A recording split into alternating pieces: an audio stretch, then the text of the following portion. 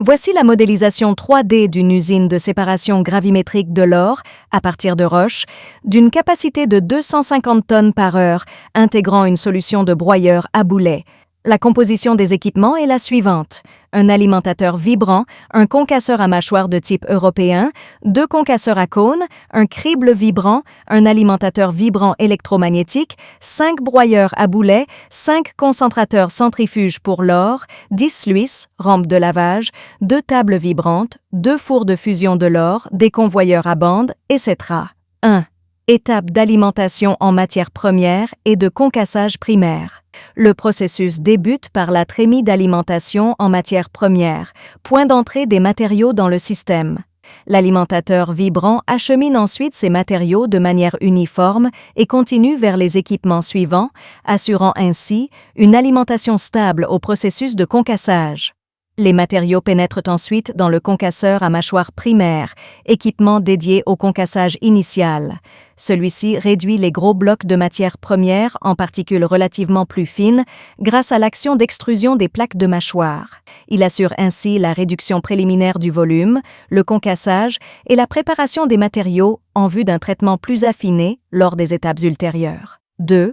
Étape de concassage secondaire et tertiaire et étape de criblage. Les produits issus du concasseur à mâchoire primaire sont transportés vers le premier concasseur à cône.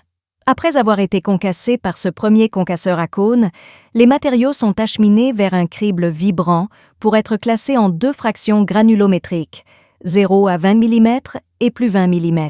La fraction 0 à 20 mm est ensuite dirigée vers la trémie de stockage du minerai fin.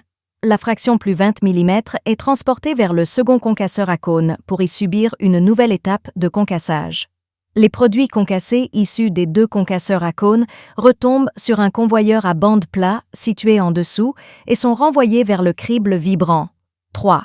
Étape de broyage par broyeur à boulet. Un long convoyeur à bande télescopique est positionné au-dessus des 5 trémies de stockage intermédiaires. Les matériaux de la fraction 0 à 20 mm sont transportés par ce convoyeur télescopique et répartis dans les 5 trémies correspondantes. Un alimentateur vibrant électromagnétique est installé sous chaque trémie. Ces alimentateurs ont pour fonction d'introduire les matériaux de manière uniforme, via des convoyeurs à bande, dans les 5 broyeurs à boulet. Les 5 broyeurs à boulet réduisent les matériaux jusqu'à atteindre une granulométrie cible de 0 à 1 mm.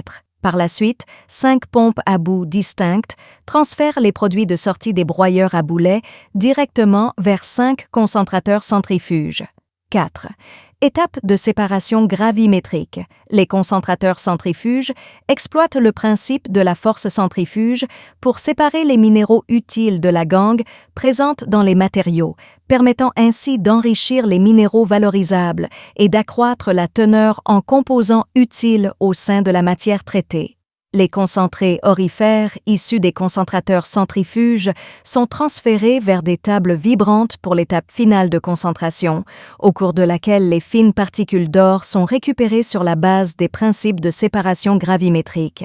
Parallèlement, les résidus, stériles, provenant des concentrateurs centrifuges, sont dirigés vers des rampes de lavage, sluices, afin de piéger tout or résiduel, minimisant ainsi le risque de perte d'or. Enfin, les concentrés aurifères issus des rampes de lavage et des tables vibrantes sont acheminés vers un four de fusion pour y être purifiés, donnant ainsi naissance à des lingots d'or de haute pureté.